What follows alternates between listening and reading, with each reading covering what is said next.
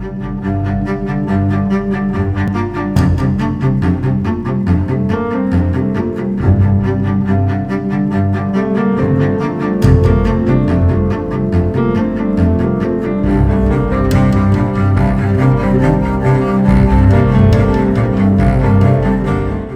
talk about Pikes Peak. It's a living organism. You know, it's proven to us this year that it grows and shrinks in certain areas. There's an area at Pikes Peak right now at the top section that's probably as bumpy as anything I've ever seen, and I have run the Baja 1000 a few times.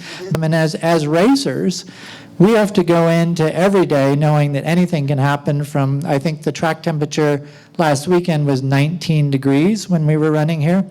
To today, which it was 68 degrees. So to the point I made earlier, this is 12 and a half miles of a linear circuit that goes up the side of a mountain and actually kind of wraps around it. The weather changes along the way. They do a pretty good job of trying to tell you how the course conditions are throughout the lineup. But Dave and I talked, and Dave said, you know, there's some rain coming in. How do you feel about it? I said, I'm okay in rain. He said, well, let's go on the slicks. And it started raining about 8 Mile, and that was okay. And then it started raining a little bit more in the picnic ground, and that was okay. And we went through Glen Cove. It was just torrential. And, you know, on slicks you don't have any grooves, and it was getting my attention.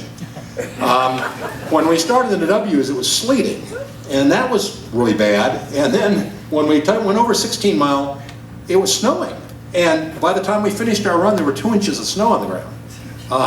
I have never been so scared in a car in my life, because at one point I turned the wheel left and hit the brakes, and the car just slid forward. And I turned to the right and slid the brakes, and I hit the brakes and the car slid, and I went, oh crap, I'm not in control anymore.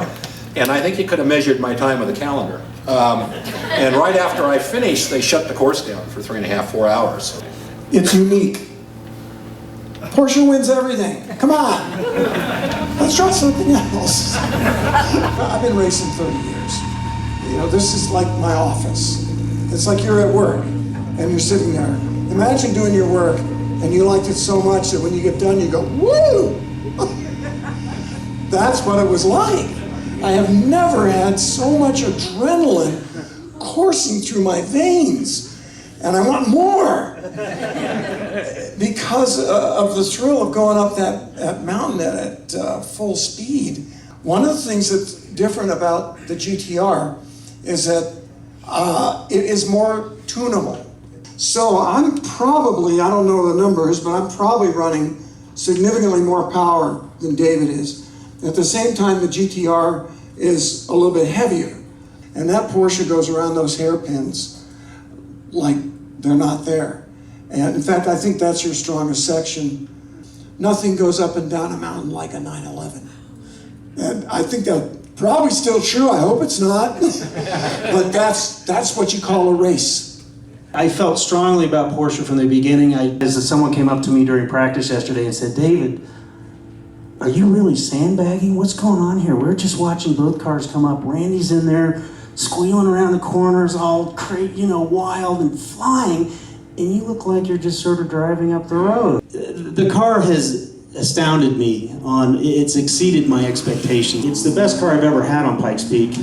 We've learned a lot. I mean, it's a street car, and you push a street car as you would a race car, and they don't respond the same. So you tend to have to maybe wait for the car a little bit. I mean, you're ready to do something, but the car's not quite there because they're heavier, other things. But, in the bumps today up top, the car was fantastic. Usually I'm fastest the first run, not the third. But, that's not saying, no, I'm just kidding. As Jeff said, every day is different. Road conditions that day, 19 degrees was the temperature on the road. Today it was 60. So how do you figure out tire pressures? How do you figure out how much fuel you want to have on board?